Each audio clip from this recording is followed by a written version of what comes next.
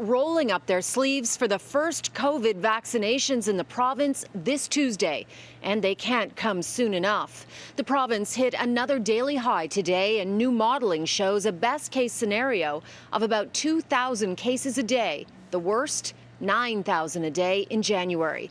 But first, let's focus on those long-awaited vaccines. The Ford government confirmed today the first vaccines will go to healthcare workers from long-term care homes and other high-risk settings in Toronto and Ottawa. The distribution task force met this afternoon, and General Rick Hillier gave this update. On Monday, we are going to receive 6,000 doses of the Pfizer vaccine, which I think everybody knows was approved by Health Canada yesterday. 3,000 here in Toronto, 3,000 in Ottawa. For the rest of December, we believe that we will receive 90,000 doses of the Pfizer vaccine. And we'll roll them out to 13 centres, 13 hospitals, which will become vaccination sites. Remember, each person needs 2 doses, so the 96,000 Pfizer vaccines will cover 48,000 people. General Hillier says he believes the Moderna vaccine, which still has to be approved by Health Canada and is easier to transport, will be available to go to long-term care homes later this month. Percent positivity, in contrast, appears to be flattening.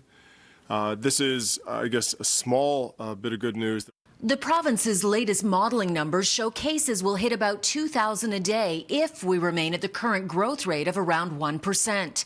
But if that rate rises to 3%, Ontario would see 4,000 cases a day. At 5%, it could go as high as 9,000 a day. This really reinforces this continuing sort of precarious or fragile nature of our control over the pandemic right now. Hospitalizations have increased by 92% in the past 4 weeks, and there's been a 165% increase in COVID cases in ICU, putting a strain on the system and causing some surgeries to be cancelled. One concern in controlling the pandemic is cell phone data shows the current restrictions have not impacted mobility. There is a lot of people on the move. We have to get that down. The modeling finds if restrictions are eased, spread will increase. So it's highly unlikely Toronto and Peel will have lockdowns lifted before Christmas. The Chief Medical Officer of Health says he'll announce increased restrictions for several more regions tomorrow. Meantime, case